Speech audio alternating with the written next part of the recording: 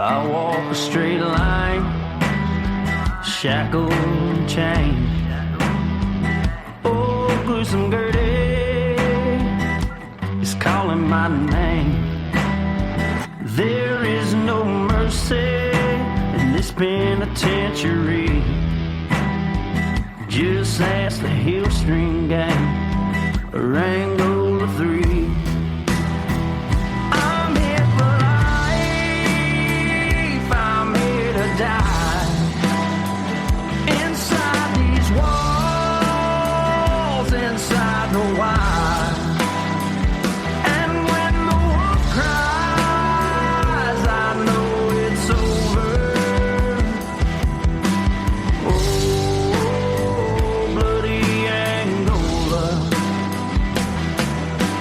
Oh, bloody Angola.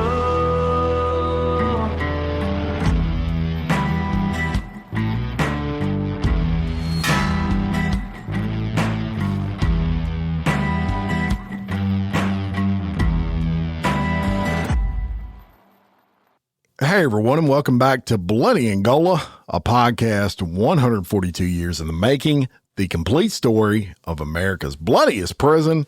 I'm Jim Chapman, and today I'm bringing you a story involving a current death row inmate by the name of Dale Craig, who in 1992 murdered a teen by the name of Kipp Gullett. Now, there's a reason for the timing of this particular episode, and that is because Dale Craig is in the news again this past week as the Supreme Court has made a ruling saying a lower court has to hear from the state to make a determination if Dale Craig should have the opportunity to seek parole. And that's after Craig, who was originally sentenced to death, has already had his sentence changed from death to life without parole and then life with parole. Confused yet? Well, that's okay. I'm going to bring it all to you today. Now, what led to this crime, the conviction, the change in sentence, and the reconsideration for parole? That's what we're going to cover. So I'm going to take you back to September 14th of 1992, and I'm going to tell you about an LSU student by the name of Kipp Gullett, who was 18. This particular night, Kipp Gullett, he pulls into his parking spot at Kirby Smith Dormitory. He had a Ford Bronco. It was a really nice truck. He pulls in. It was late at night, near midnight, as a matter of fact, and he was tired.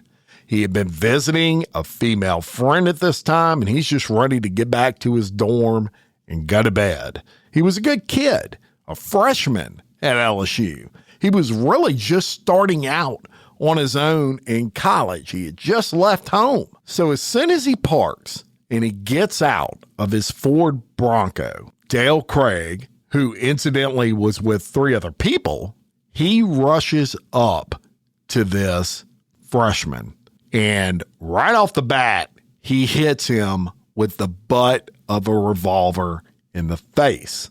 That got Gullett's attention immediately, and at gunpoint, Dale Craig orders Gullett into the back seat of his Bronco, and he orders his companions, those guys with him, later identified as Zebby Berthelot, James Laverne, and Roy Moyer, to get into the Bronco with him.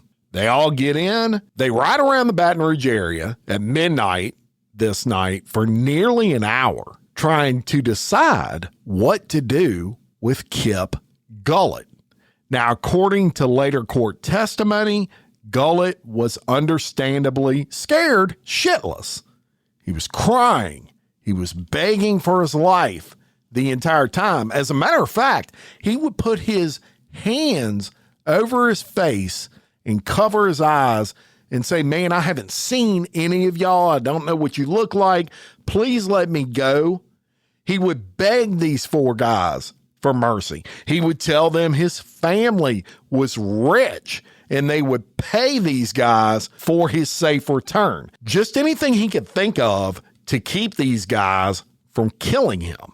all during this hour-long ordeal, Dale Craig would just sit there and would just taunt him. Why are you crying? Why are you being a wimp? And all this kind of stuff. Well, maybe it's because you've got a freaking gun pointed at my head, but that tells you what kind of person Dale Craig is.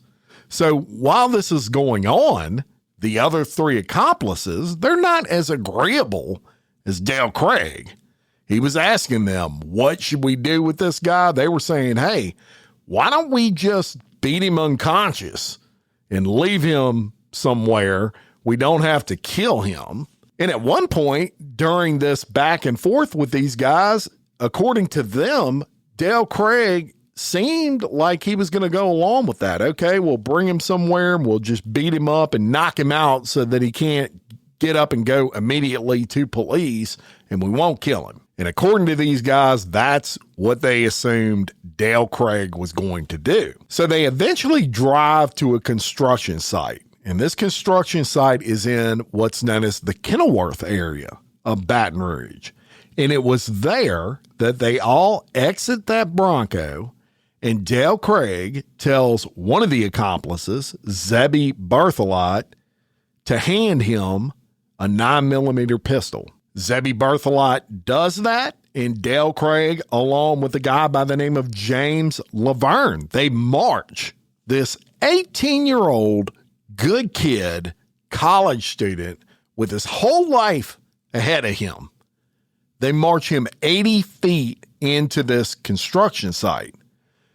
At that point, Laverne takes the butt of his gun and he hits Gullett in the back of the head, and this knocks Gullett to the ground.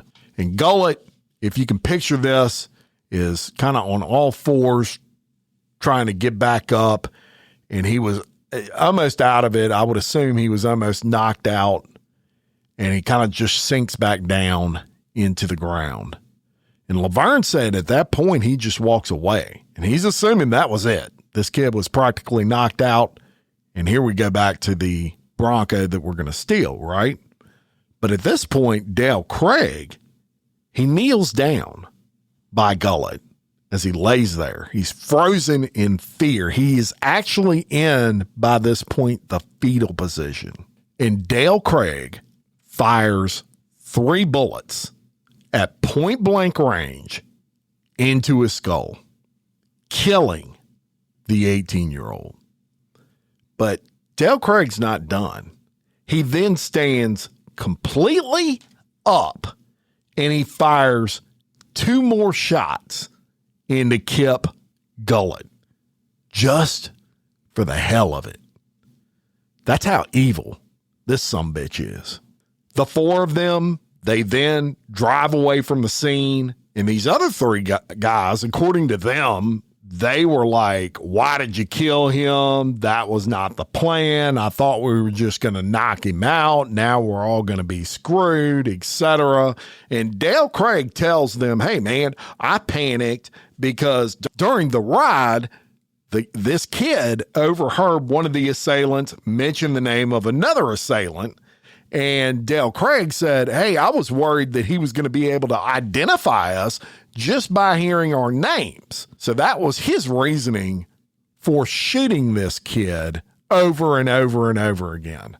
Execution style in the head, mind you. Now, according to these other guys, after they left the scene, Dale Craig also told them, quote, I love you all. You are all my boys.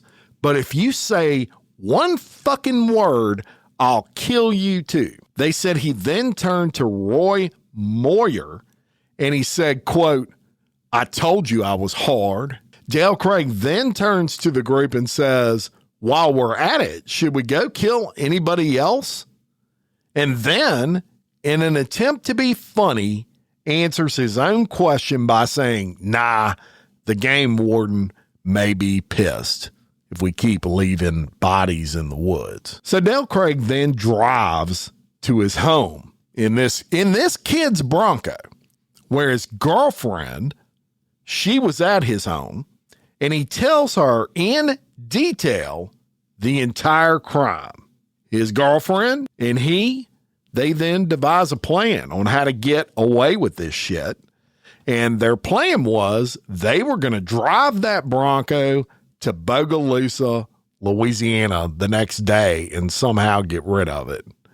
However, the next day, just prior to leaving, he changes his mind and he tells her, hey, we're just going to destroy the Bronco. So the first thing he does is he rips the stereo out of that Bronco. And his intention there was he intended to sell the stereo, the car stereo, and then accompanied by his girlfriend, James Laverne, who was one of the guys with him when this murder went down, and his mother, of all people, his own mother. They were all in a separate car. They follow him as he takes the Bronco to the Mississippi River levee in Baton Rouge, and the group sets it on fire.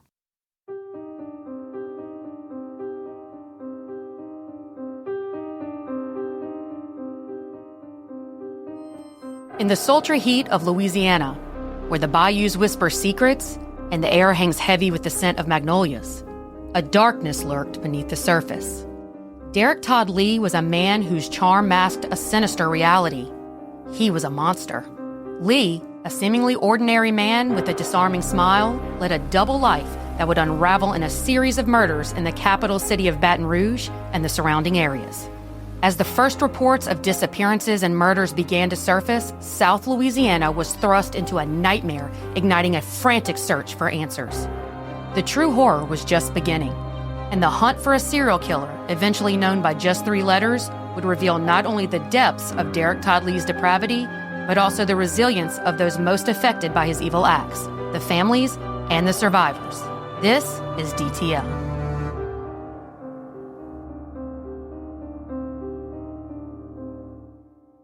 DTL can be found by searching Unspeakable, a true crime podcast by Kelly Jennings, wherever you listen to podcasts. Episode 1 dropping November 3rd. So obviously now you've got a car on fire in Baton Rouge on the levee, and it was not long before the East Baton Rouge Parish Sheriff's Office gets a call. They get a call and the caller says, hey, there's a car on fire on the levee in Baton Rouge, and they start investigating this arson. And they discover that the owner of this Bronco is a man with the last name Gullett, and it's actually Kipp Gullett's father. And they call the father, and they say, hey, your Bronco is on fire on the Mississippi River levee. And the father says, well, I bought the vehicle, but that's for my son. He's an LSU freshman at LSU, and he drives that car. He actually lives on LSU's campus. Now, y'all, this is at the very infancy of cell phones. I mean, it was like beepers and pagers at this point in time in the early 90s. So his dad, he starts paging his son nonstop. He calls the dorm, etc., to no avail. He cannot get in touch with his son. I can only imagine the panic that was going through his dad's mind. So his dad, obviously very concerned by this point, he contacts the LSU police, and he lets them know that he was unable to locate his son. Almost simultaneously, at this point, deputies were investigating reports of a body found at a construction site in the Kenilworth area of Baton Rouge. And officers for both investigations, they realize relatively quickly that the burned Bronco and the body at that construction site were related. And that body was identified as Kipp Gullett. So at that point, police also have a tip called in. And the tipster stated that Dale Craig, along with Laverne, Berthelot, and Moyer, were involved in the murder of Kipp Gullett. So police get this information, and they quickly go arrest the 4 suspects. And listen to the ages of these guys. Dale Craig at that time was 17 years old. Now, he was turning 18 in just a few days, less than a week from the time that this crime went down. And that would come into play later. James Laverne was 19. Zebby Barthelot was 16. And Roy Moyer was just 15 years old. Can you believe that? So these guys, they get questioned. And Moyer, he's 15. He's in a shit pile of trouble. He knows it. He admits to everything. He just totally confesses. And they get a search warrant for Dale Craig's home. And at Dale Craig's home, they find the stereo equipment for that Bronco, as well as the victim's keys. So very early on, police already have a ton of evidence, including confessions, and all 4 of these guys are charged with first-degree murder. So I'm going to fast forward a bit because all of these guys had trials, but that's not what this particular episode is about. We'll get into that in a second. But all these guys had trials, or they cut deals with prosecutors. And here are the results of that. Dale Craig gets sentenced to death. First-degree murder, he gets the death penalty. Zebby Barthelot was sentenced to 20 years in prison after he pleaded guilty to manslaughter, and that was a deal, a plea deal that prosecutors made with him to get him to testify against Dale Craig. Roy Moyer was sentenced to 20 years in prison after he pleaded guilty to manslaughter, and again, he agreed to testify against Craig. And James Laverne, he was sentenced to life inside Bloody Angola for second-degree murder. Apparently, he did not cut a deal, or they felt like they had enough and just didn't offer him one. Remember, he was the guy that hit Kipp Gullett in the head and knocked him down just prior to Dale Craig executing him. So he gets life inside of Bloody Angola. And all of these convictions were in 1994. So off they go to serve these sentences. And it's in 2005 that something shocking happens. When Dale Craig, he gets resentenced from the death penalty and death to life in prison with no parole. So how did that happen? Well, Roper versus Simmons stipulated that if you were a juvenile when you committed a crime, you could not be sentenced to death. So that made Dale Craig's sentence unconstitutional because remember, he was 17, but he was only a week from 18 when he committed this crime. And that opened the door for a resentence, and the result of that resentence was life in prison with no parole.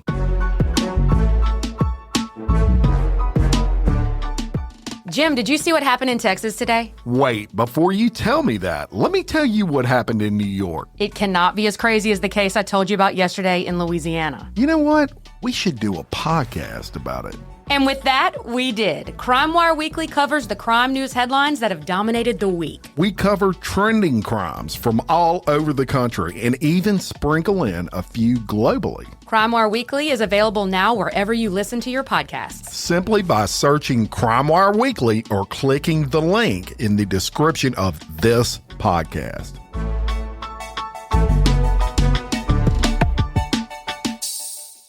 Now, it's important to note, I keep hammering this down, but he was just 6 days from his 18th birthday when this went down. Then there's another shocking event. When in 2023, the Supreme Court, citing Montgomery versus Louisiana, as well as Miller versus Alabama, they rule that if you were a juvenile and you were sentenced to life in prison in the state of Louisiana, it was unconstitutional to not get a shot at parole. So you couldn't be sentenced to life with no parole. Essentially, you would have to serve 20 years to become eligible for parole. Now, due to the fact that Dale Craig had been incarcerated for well over 20 years by this point, he would actually be eligible for parole right out of the gate.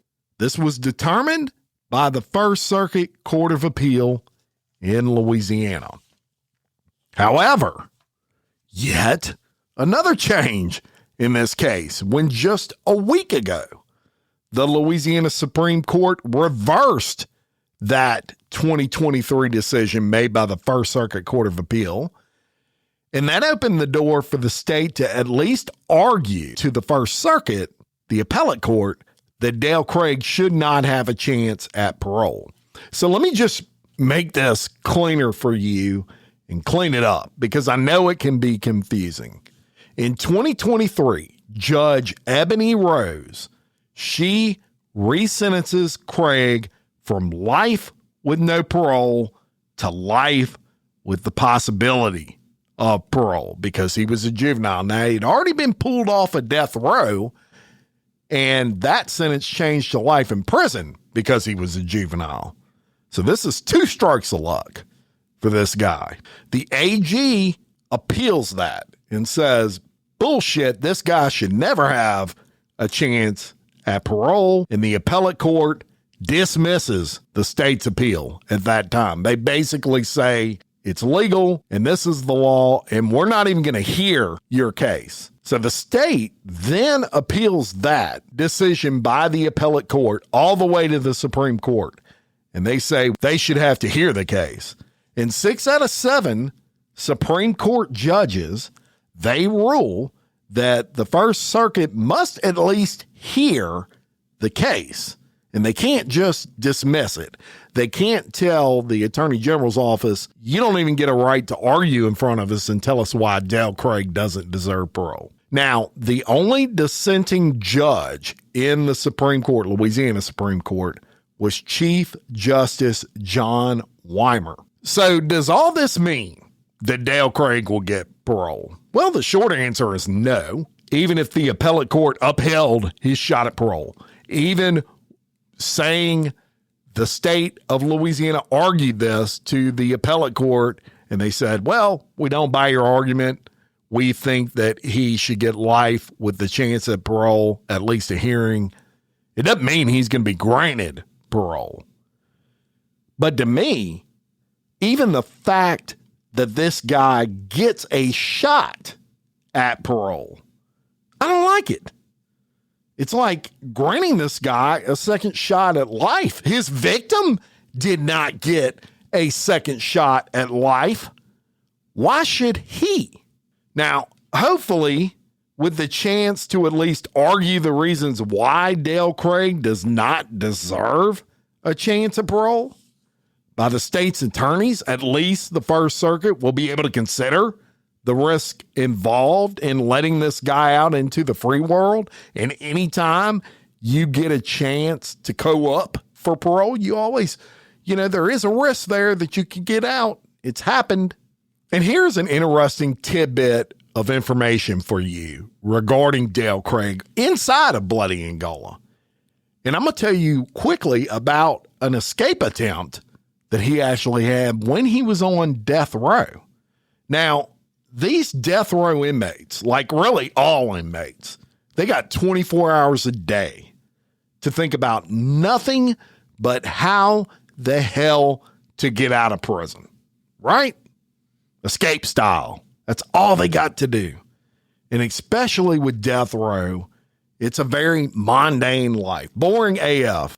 Well, when you're on the other side of corrections, you know that an unoccupied mind can sometimes be a dangerous thing. So you try to keep the minds busy at the very least somehow. And one way Louisiana State Penitentiary tried to do this was to allow inmates on death row dominoes. Seems harmless enough, right? Play some dominoes with yourself. Well, what Louisiana State Penitentiary officials didn't realize was that in the old death row, the welds that were used on the cell bars were hollow. And while they did not realize that, apparently the death row inmates did at some point, with Dale Craig being one of those inmates. And as Kathy Fontenot told it to me, and y'all, Kathy is a legend here in Louisiana Corrections and a former assistant warden at Bloody Angola. She said one day while Dale Craig was housed in death row, she was giving a tour. And she passed by Dale Craig's cell. And he was standing up and he was facing the tour group and he was kind of holding on to the bars, if you can picture that. Now, when you're a warden, assistant warden, even a CEO, you become accustomed to these inmates' habits. And one thing about Dale Craig was he almost was never up at his cell door like that. Primarily, he laid in the bed all the time. So she kind of took note of that right away as very strange. Well, as officials would discover later, Dale Craig had managed to cut through those welds in his cells. And they would also discover later it took over 16 hours to cut through those welds. And the dominoes that were given to these inmates to pass the time, he had disguised them to look like part of the cell doors. And he placed them where those welds would have been had he not cut through those. So when Warden Fontenot was with that tour group and they were walking down, picture the Green Mile or whatever, they're walking down that tier and he was in front of his cell door, holding on to the cell door. He was actually holding the cell bars to make sure they didn't fall out while the tour group walked by.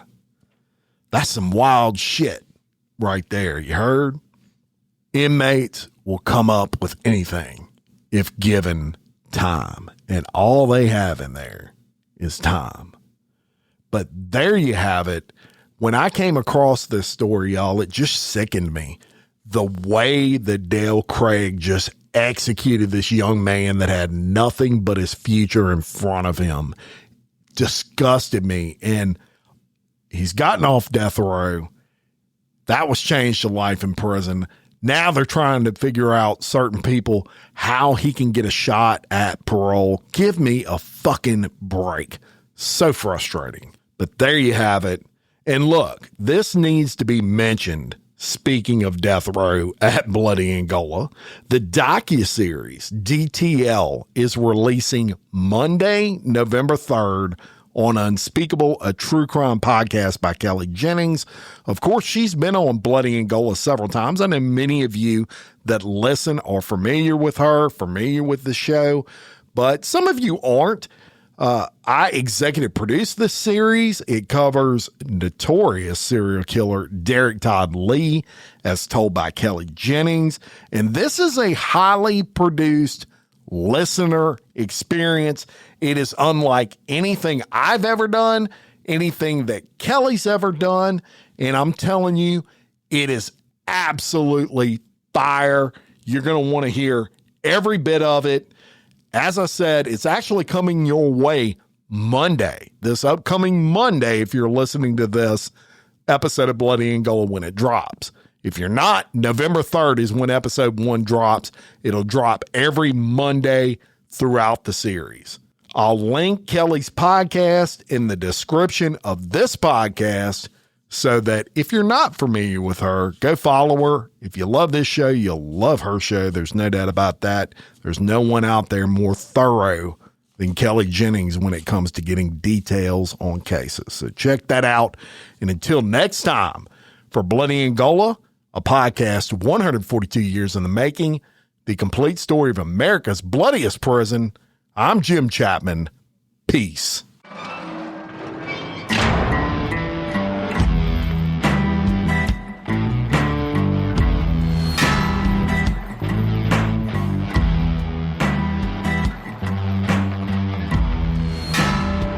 I walk a straight line, shackled and chained.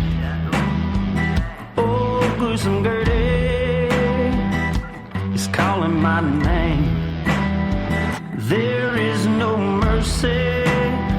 penitentiary. Just ask the Hill String Gang, Rango